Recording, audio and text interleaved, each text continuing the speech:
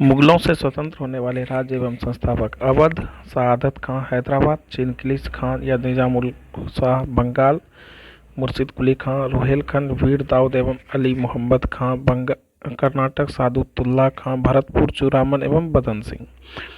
मुगल सम्राट मोहम्मद शाह ने शहादत खां को बुरहान उल मुल्क की उपाधि दी। शहादत खान का असली नाम मीर मोहम्मद अमीन था। बहादुर शाह का पूर्ण नाम मुअज्जम था। बहादुर शाह को शाह ए बेखबर एक खबर के उपनाम से पुकारा जाता था। जहांदार शाह अपने शासन में लाल कुमारी नाम की वेश्या को हस्तक्षेप करने का आदेश दे रखा था। मुगलकालीन इतिहास में सैयद बंधु हुसैन अली खां एवं अब्दुल्ला खां को शासक निर्माता के रूप में जाना जाता है। जहांदार शाह को लंपट मूर्ख भी कहा जाता है। फर्रुख शेर को मुगल वंश का घृणित शायर कहा गया है। सुंदर युवतियों के प्रति अत्यधिक रुझान होने के कारण मोहम्मद शाह को रंगीला बादशाह कहा जाता था। एक संगीतकार के रूप में मोहम्मद शाह ने अनेक ख्यालों की रचना की थी। तुरानी सैनिक हैदर बेग ने 9 अक्टूबर 1720 को सैयद बंधु हुसैन अली खां की हत्या कर दी। मोहम्मद शाह के शासनकाल में ही हैदराबाद के चिनकिस खान ने निजाम उल मुल्क की उपाधि धारण की और 1725 में स्वतंत्र राज्य की स्थापना की।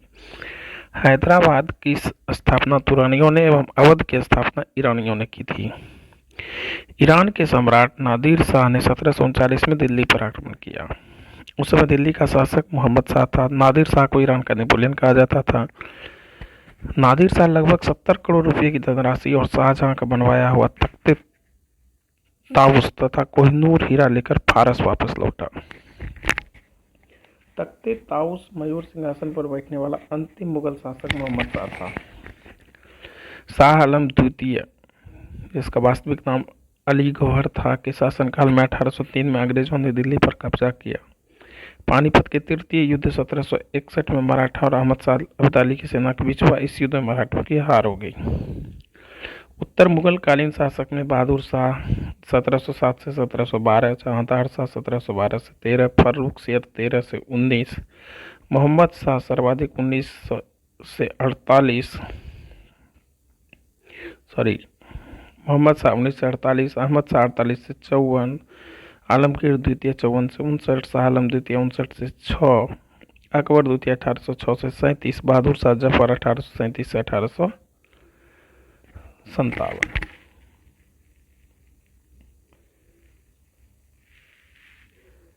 गुलाम कादिर खान ने 1806 में शाह आलम द्वितीय की हत्या करवा दी।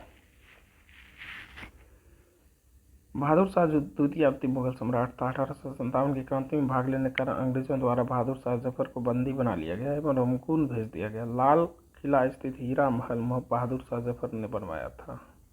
हयात बख्श बाग लाल किला में स्थित है। अहमद शाह अब्दाली का वास्तविक नाम अहमद खां था। इसने 8 बार भारत पर आक्रमण किया था।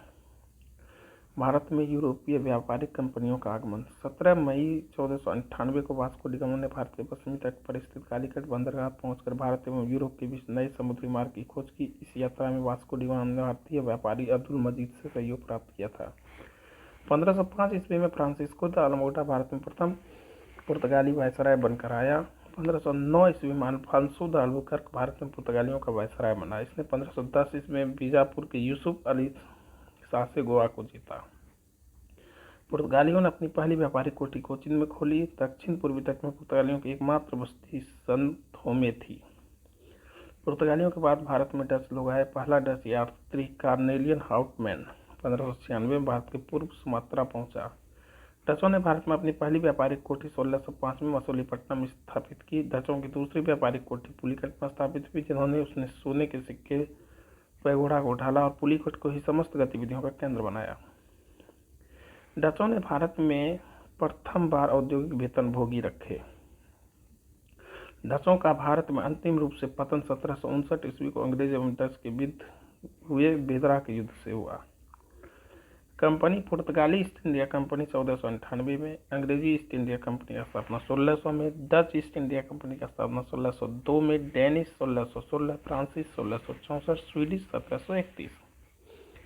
31 दिसंबर 1600 को इंग्लैंड की रानी एलिजाबेथ प्रथम ने ईस्ट इंडिया कंपनी को अधिकार पत्र प्रदान किया। प्रारंभ में ईस्ट इंडिया कंपनी में 217 साझेदार थे और पहला गवर्नर टॉमस स्मिथ था। मुगल दरबार में जाने वाला पहला अंग्रेज कैप्टन हॉकिंस था, जो जेम्स प्रथम के राजदूत के रूप में अप्रैल 1609 में जहांगीर के दरबार में आया था। भारत आने वाला पहला अंग्रेजी जहाज रेड ड्रैगन था। 1611 ईस्वी में दक्षिण पूर्वी समुद्र तट पर सर्वप्रथम अंग्रेजों ने मसूलीपट्टनम में व्यापारिक कोठी की स्थापना की। जहांगीर ने 1613 में एक फरमान जारी कर अंग्रेजों को सूरत में थॉमस एल्डवर्थ के अधीन व्यापारिक कोठी खोलने की इजाजत दे दी। पूर्वी तटों पर अंग्रेजों ने अपनी पहली व्यापारिक कोठी मसूलीपट्टनम में 1611 में खोजा, जबकि पश्चिमी तट पर सूरत में 1613 में व्यापारिक कोठी स्थापित किया। पहली बार सूरत में 1608 में व्यापारिक कोठी स्थापित किया था। 1615 ईस्वी में सम्राट जेम्स प्रथम ने सर थॉमस रो को अपना राजदूत बनाकर मुगल सम्राट जहांगीर के दरबार में भेजा। रो फरवरी 1619 तक भारत में रहा। रो जहांगीर एवं खुर्रम से अंग्रेजों के लिए कुछ व्यापारिक छूट प्राप्त करने में सफल हुआ।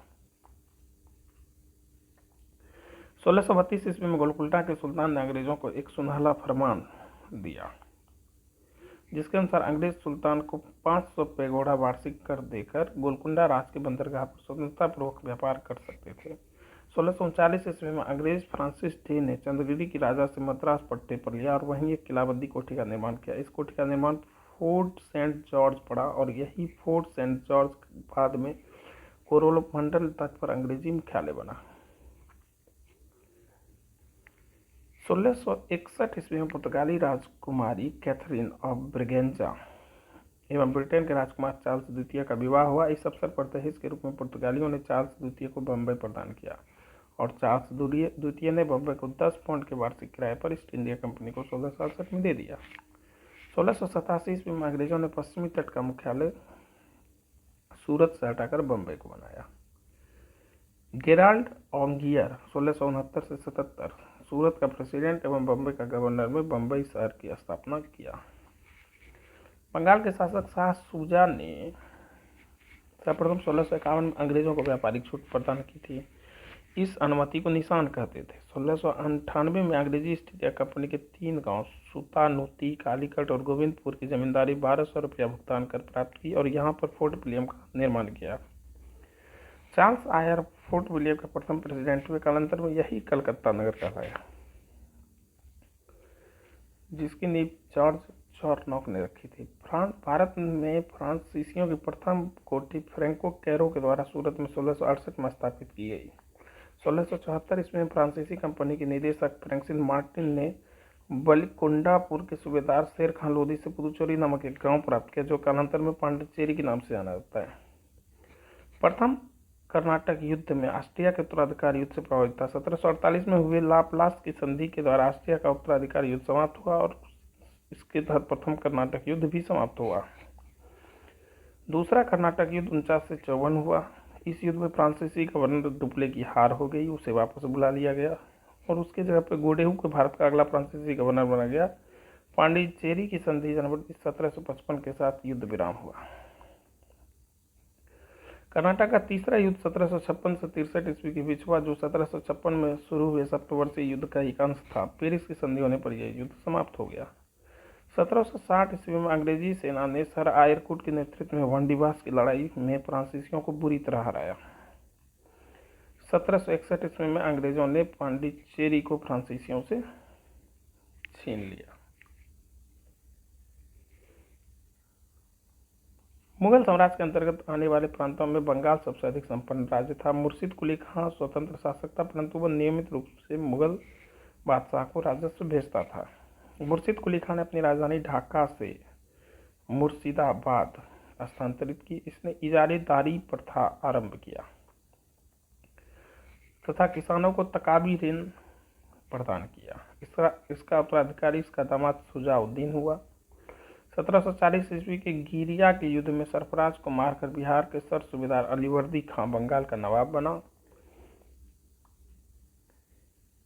इसने अपने शासनकाल में मुगलों को राजस्व देना बंद कर दिया। इसके शासनकाल में बंगाल इतना समृद्धशाली बन गया कि बंगाल को भारत का स्वर्ग कहा जाने लगा और उसका उत्तराधिकारी उसका दामाद सिराजुद्दौला हुआ।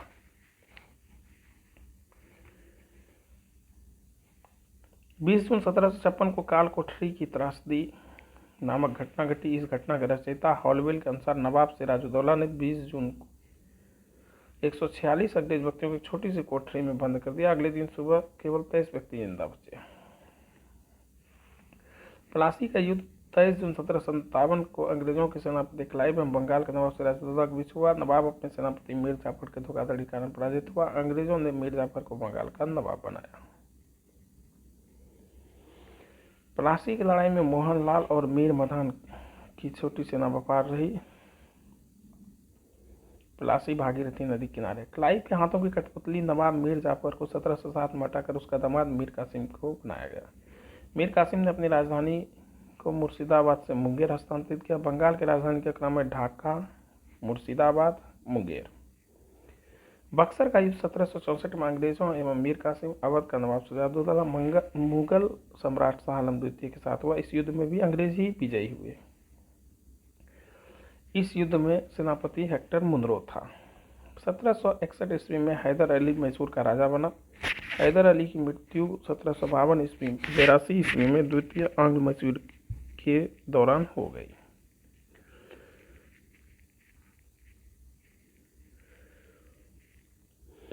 प्रथम आंग्ल मैसूर युद्ध 1767 से 69 के बीच हुआ।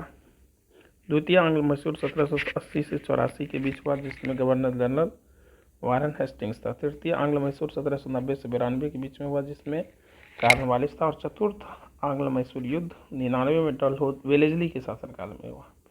इस युद्ध में मराठा हैदराबाद के निजाम अंग्रेजों की संयुक्त सेना मैसूर के खिलाफ लड़ रही थी। टीपू की मृत्यु श्रीरंगपट्टनम की आखिरी युद्ध के दौरान 1799 में हो गई। टीपू सुल्तान को शेर मैसूर कहा जाता था। टीपू सुल्तान के राष्ट्रीय झंडे पर शेर की तस्वीर होती थी।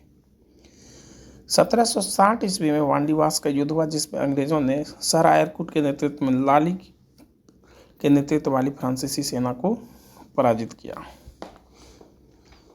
प्रथम आंग्ल मैसूर युद्ध में प्रमुख संधियां इस प्रकार रही। मद्रास की संधि 69 में, मैंगलोर की संधि द्वितीय, रंगपट्टनम तृतीय।